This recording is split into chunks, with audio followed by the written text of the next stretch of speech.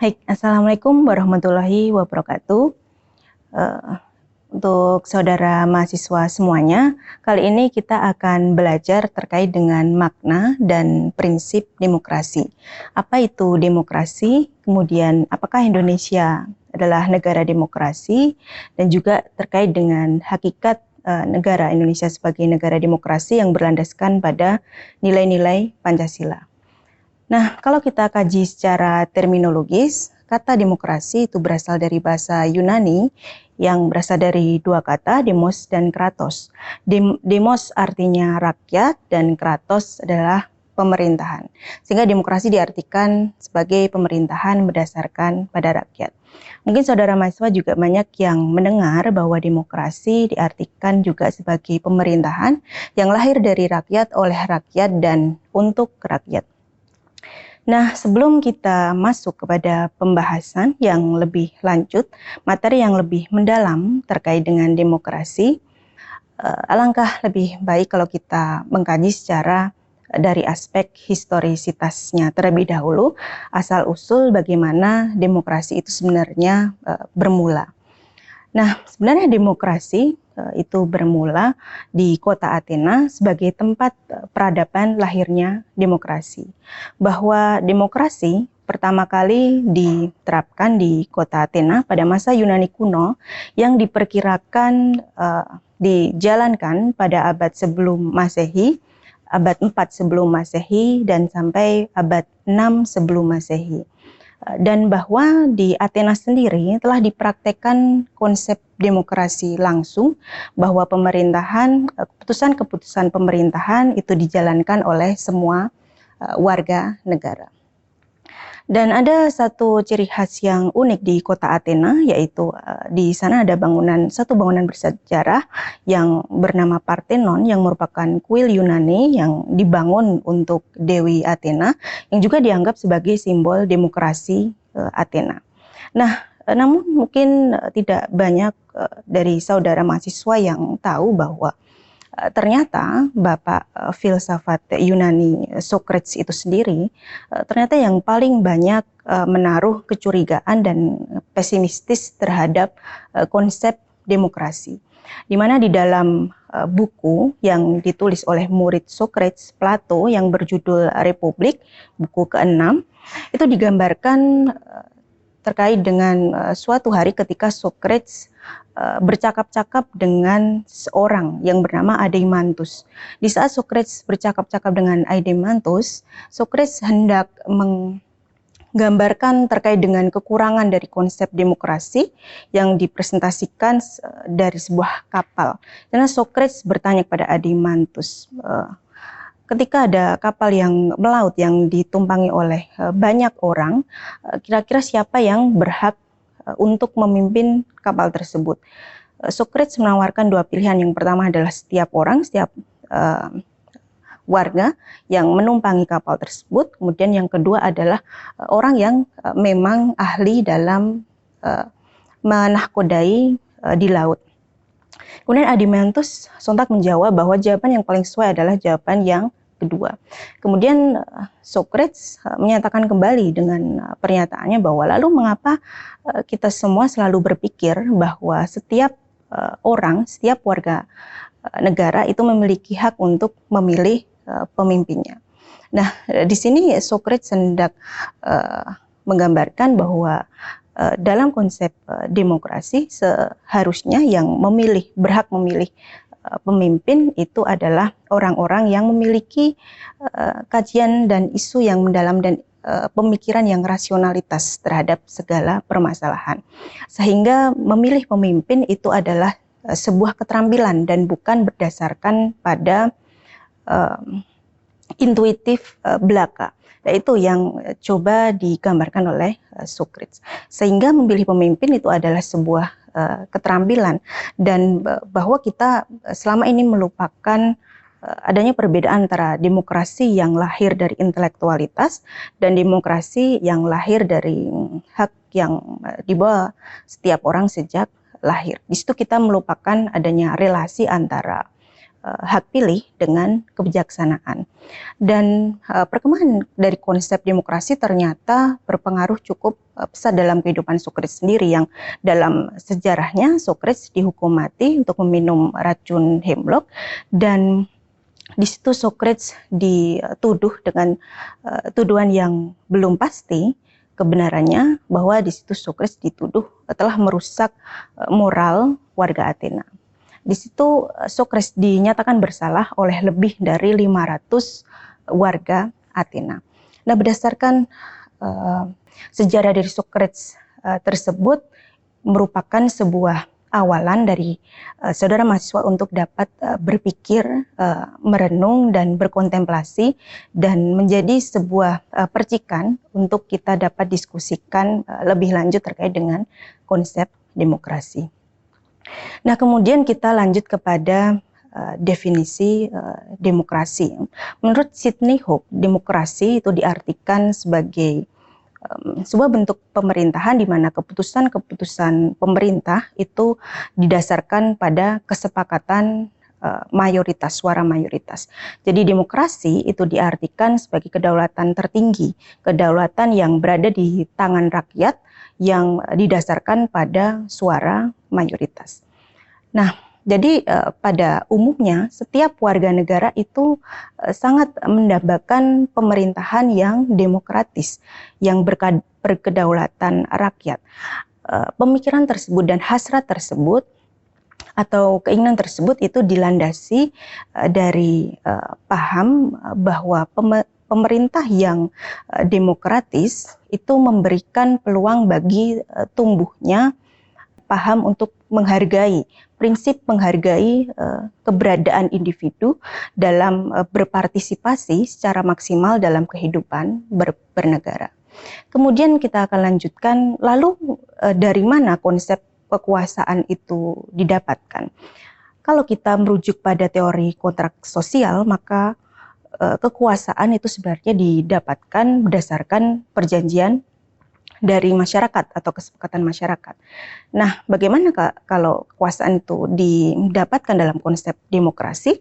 Nah, ini sebenarnya dari suara mayoritas yang dianggap sebagai kesepakatan masyarakat yang dalam memberikan amanat kepada orang-orang yang dipercaya untuk mendapatkan kekuasaan yang luas.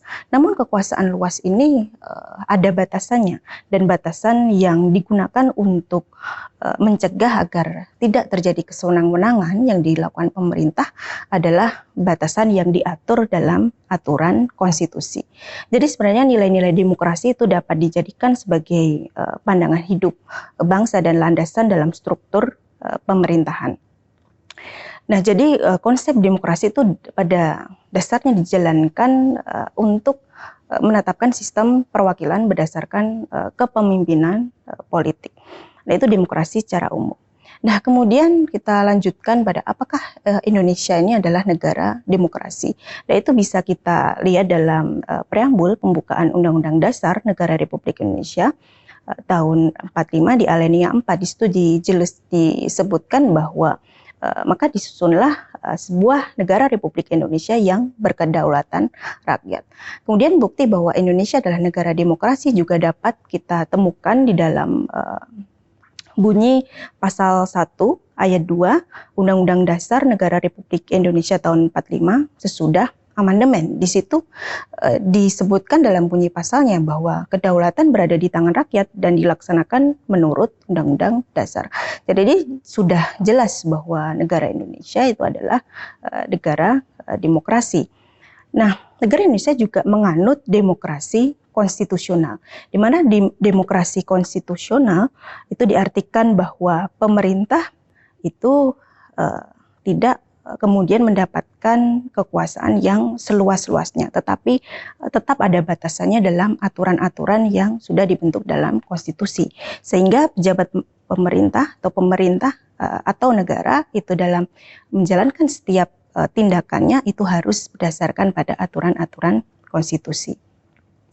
Nah, setidaknya ada 4 yang menjadi ciri khas utama demokrasi konstitusional. Yang pertama adalah undang-undang yang mempengaruhi kedudukan warga negara, di mana undang-undang ini adalah dibentuk oleh parlemen yang pembentukannya juga dilakukan secara demokratis. Kemudian yang kedua adalah dalam rangka mencegah agar tidak terjadi kesenang-wenangan atau arbitrary power, ya. Kemudian ciri khas yang ketiga adalah dibentuknya badan peradilan yang memiliki kebebasan dan independensi dalam hal baik itu menguji peraturan perundang-undangan maupun dalam hal menguji tindakan pemerintah. Kemudian ciri khas yang keempat adalah adanya jaminan hak asasi manusia yang merupakan salah satu ciri khas utama dari unsur Rechtsstaat maupun rule of law, di mana yang ditekankan di sini adalah terkait dengan kebebasan berserikat, berkumpul maupun mengutarakan pendapat. Nah, lalu di Indonesia ini sudah menjalankan konsep demokrasi yang bagaimana?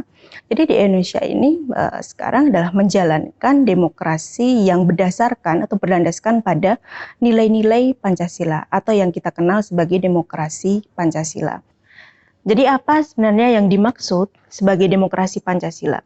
Demokrasi Pancasila merupakan demokrasi yang dijiwai, dilandasi, dan disemangati oleh nilai-nilai Pancasila yang itu ada dalam sila pertama sampai sila kelima. Nah, jadi demokrasi Pancasila ini merupakan sebuah paham yang dianut di Indonesia. Konsep pemahaman demokrasi Pancasila ini berlandaskan pada falsafah hidup bangsa Indonesia, yaitu Pancasila sebagai filosofi Grundslag, sebagai Leitstar, sebagai Weltanschauung yang dapat mengantarkan Indonesia ke gerbang untuk mencapai tujuan negara sebagaimana yang sudah ditetapkan dalam pembukaan Undang-Undang Dasar Negara Republik Indonesia tahun 1945. Nah, setidaknya ada 3 prinsip utama ya, di dalam demokrasi Pancasila menurut konsep Profesor Jimli Asidiki. Yang pertama adalah adanya prinsip equality, jadi persamaan. Jadi setiap warga negara itu posisinya sama di dalam hukum. Yang kedua adalah prinsip people sovereignty atau kedaulatan rakyat. Yang ketiga adalah adanya good governance atau pemerintahan yang terbuka dan bertanggung jawab. Nah, kemudian kita sampai pada bahasan kemudian bagaimana asas-asas demokrasi Pancasila. Setidaknya ada 3 asas dalam demokrasi Pancasila. Yang pertama adalah asas kerakyatan. Asas kerakyatan ini dalam artian merupakan kesadaran untuk mencintai kepada rakyat dan juga merupakan kesadaran untuk memiliki jiwa kerakyatan. Itu yang dimaksud dengan asas kerakyatan. Kemudian yang kedua adalah asas musyawarat.